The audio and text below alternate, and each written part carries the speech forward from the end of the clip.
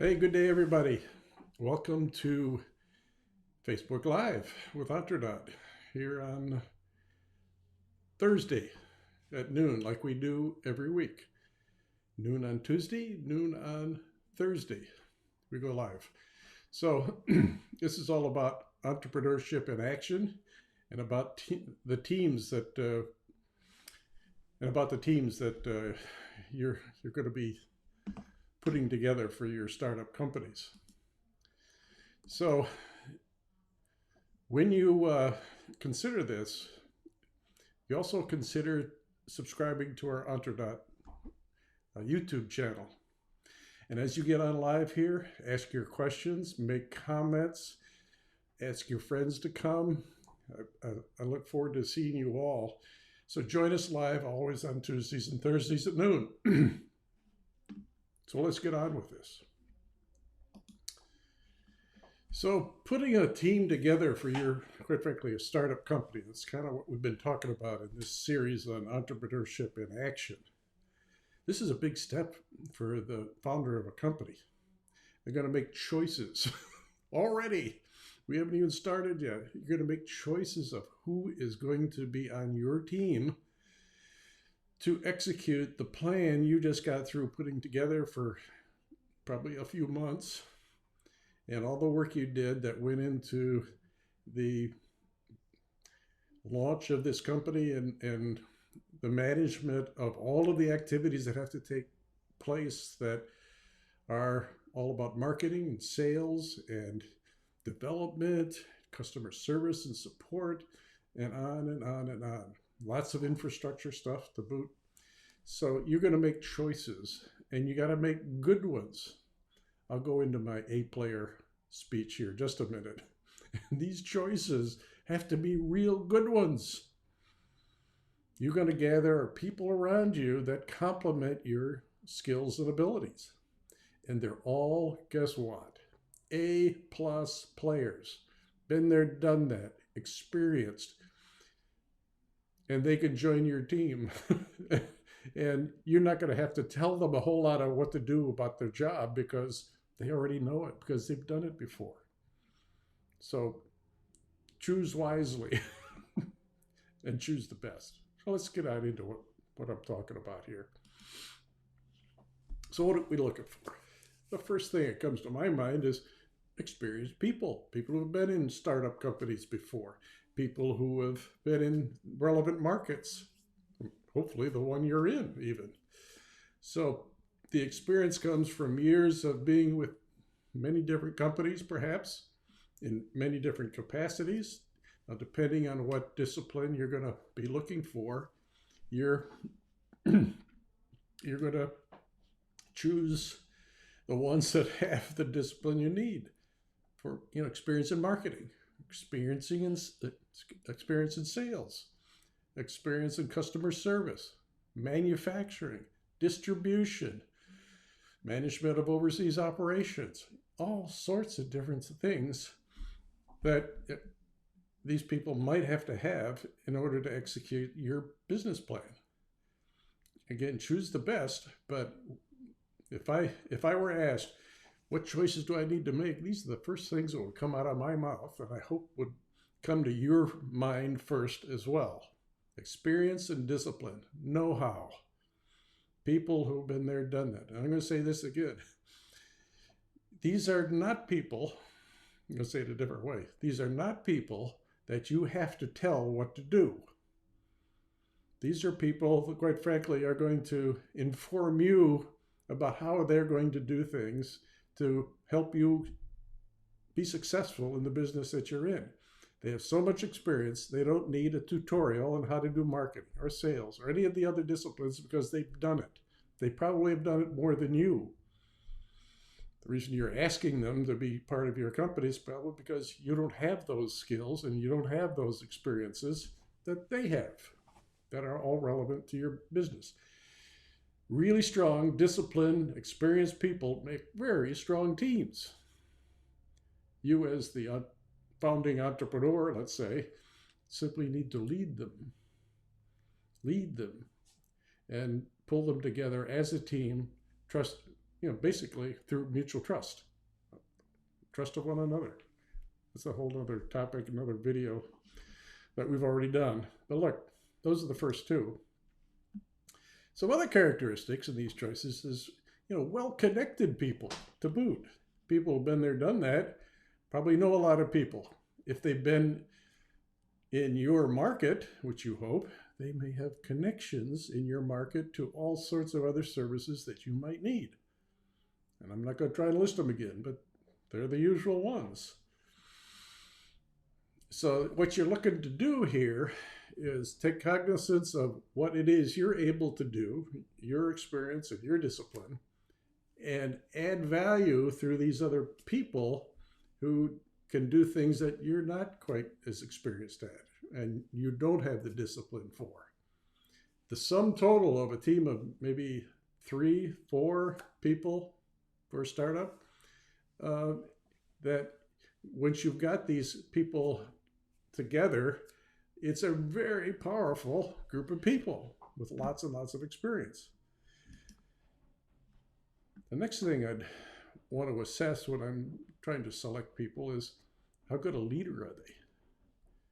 Because they're going to be leading major efforts in the company and eventually leading people that would report to them. So check out their leadership. You could do lots of different ways, certainly through interview. Many of these people that we're talking about, you may already know, and you know they're good leaders because you've worked with them in the past. You can check out references, though, places where they've worked before. You could ask about what they did and how they did it. What are these person's strengths? And you hope somebody says, they are really strong leaders, wow, or they're really strong managers and they lead by example, blah, blah. You're looking for those kinds of things being said about these people. But you want strong leaders. You don't want curmudgeons. You want dynamic people who can relate to others, lead teams, get people to follow them. It's leadership. Now, here's a special set of people, the founders of the company. Now, you as the entrepreneur who wants to start a business for which you've developed a business plan,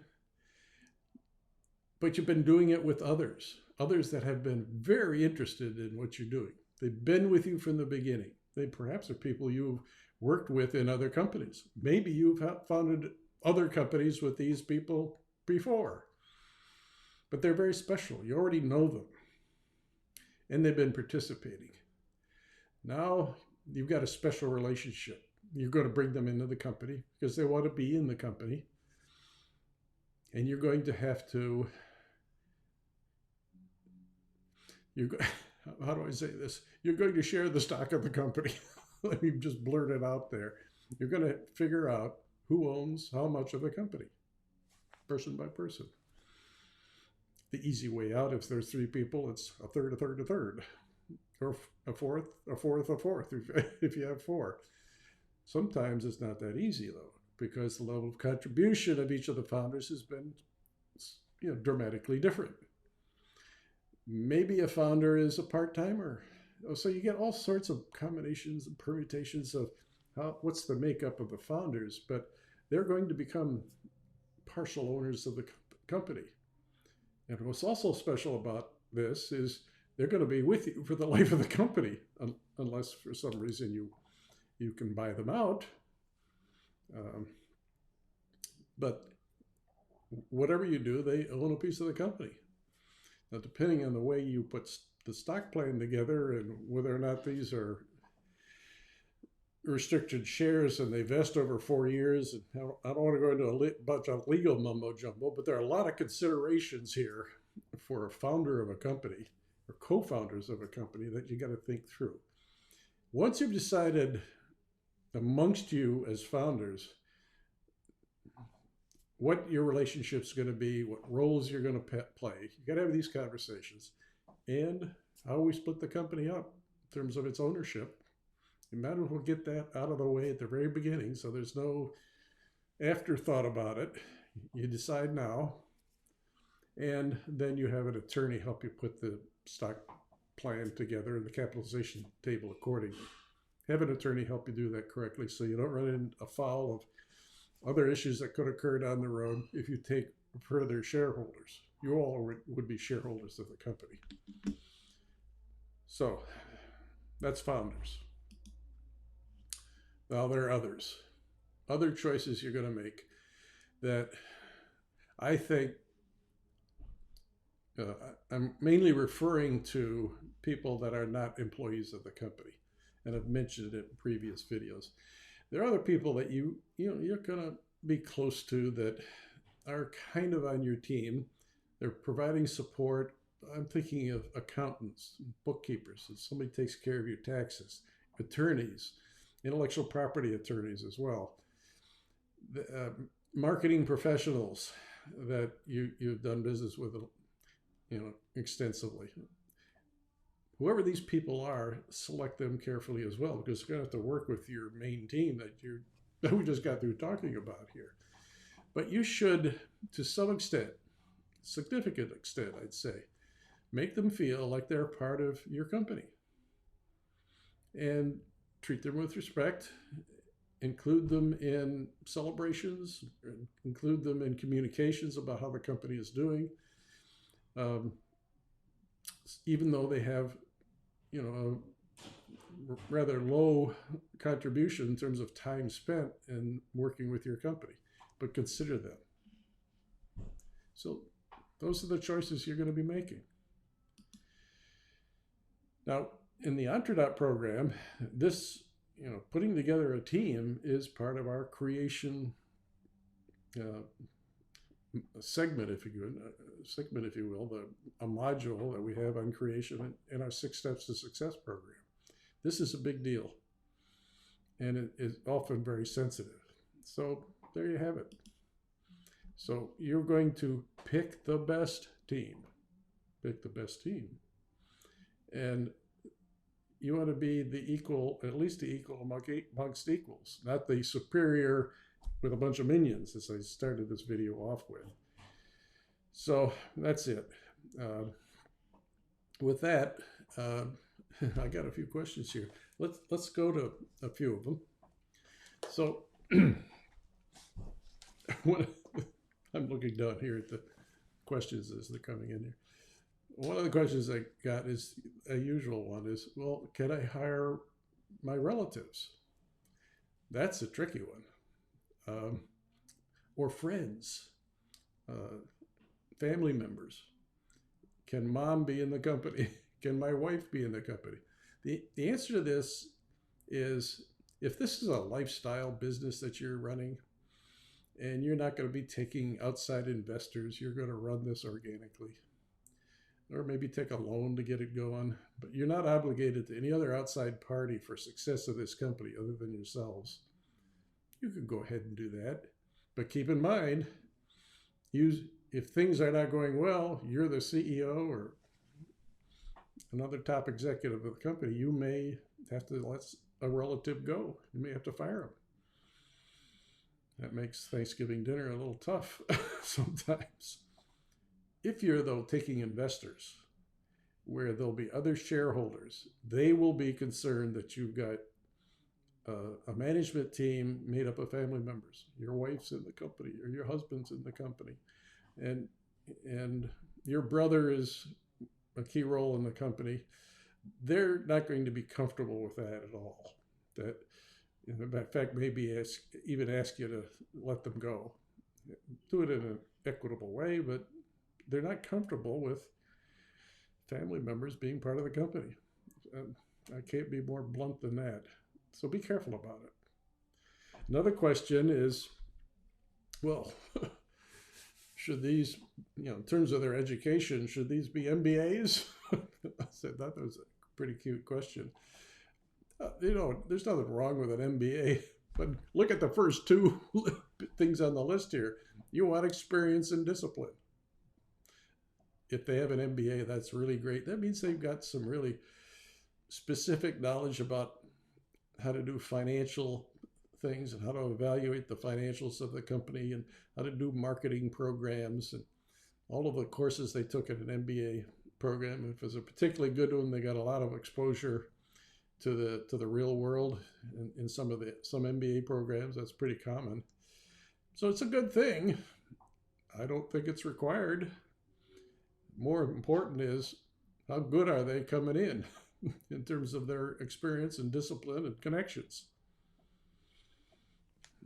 So the next one is, I think they probably asked this before I said it, but let me acknowledge it, is how do you split up the company amongst the founders? Oh, that's a favorite question. I'm glad to see somebody asked it. It usually is asked. Quite frankly, the founders got to sit in a room, talk it through, decide the basis upon which we're going to split up the company. It's probably based on contribution. It could be based on whose idea was this first, and the other founders are brought along by the one who thought all this up. So there could be a disproportionate, instead of an equal split, it could be disproportionate. But the founders, my best advice is let the founders decide this for themselves together. Okay, so that's that one. The final one, again, I covered this. It's,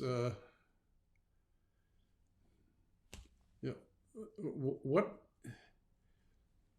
I'll put in my words, what are the documents that have to be put together in forming a team, and particularly stock ownership? Again, let your attorney do this once you've decided how to split up the company. But the company does need to have an attorney put together your corporation documents, of course, to officially start your company. But you'll need a stock plan. You may have a stock option plan as well if you're going to be issuing stock options to employees. You need your capitalization table done. There are all sorts of other corporation documents that are going to be needed to put together.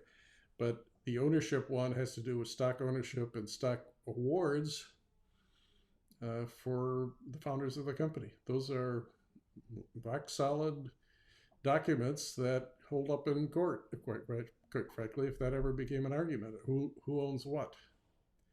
But that's it for the questions. Look, have a really good day. Make great choices. And as you see the results of the great choices that you've made, you're going to have a great day.